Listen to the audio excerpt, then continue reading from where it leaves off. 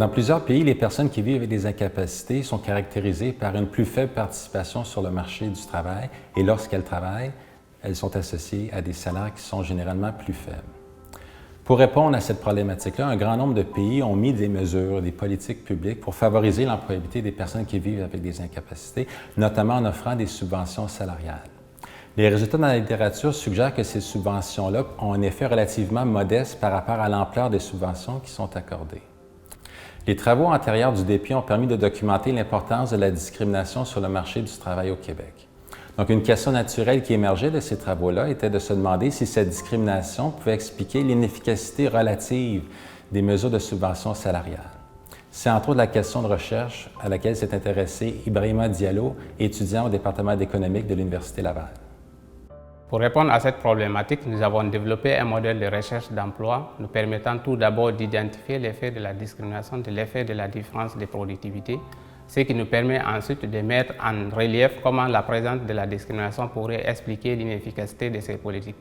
De ce fait, nous avons utilisé des données longitudinales de l'enquête sur la dynamique du travail et du revenu au Canada, obtenues au Centre interuniversitaire québécois de statistiques sociales. Ces données contiennent toutes les informations dont nous avons besoin pour estimer le modèle. Dans le but d'exploiter la mise en place d'un programme d'intégration en emploi pour les personnes avec incapacité au Québec en 2001, nous avons séparé le Québec du reste du Canada et estimé le modèle avec les 3 derniers panels de l'enquête. Les résultats de notre estimation suggèrent que la discrimination des employeurs envers les personnes avec incapacité est la principale composante expliquant l'essentiel des inégalités sur le marché du travail entre ces deux groupes. Nos estimations montrent que la discrimination est aussi plus forte envers les femmes qu'envers les hommes. Plus concrètement, 51% des employeurs ont des préjugés envers les hommes et 67% envers les femmes. Au Québec, c'est plutôt l'inverse, avec 65% des employeurs ayant des préjugés envers les hommes avec incapacité et 49% envers les femmes avec incapacité.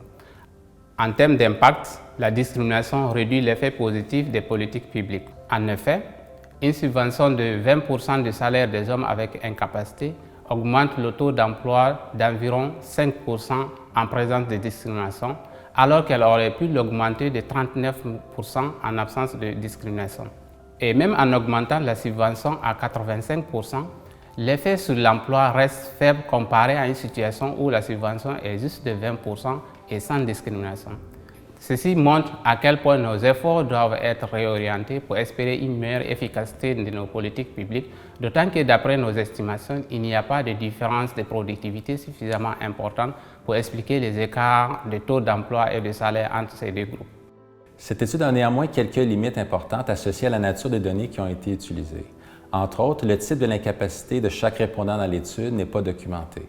Aussi, nous ne documentons pas si la personne travaille à temps plein ou à temps partiel. Autrement dit, la flexibilité sur le marché du travail n'a pas été prise en compte dans cette étude. Les travaux futurs du DEPI vont s'intéresser à la question de la flexibilité sur le marché du travail et toute la dimension associée au travail à temps plein versus le travail à temps partiel.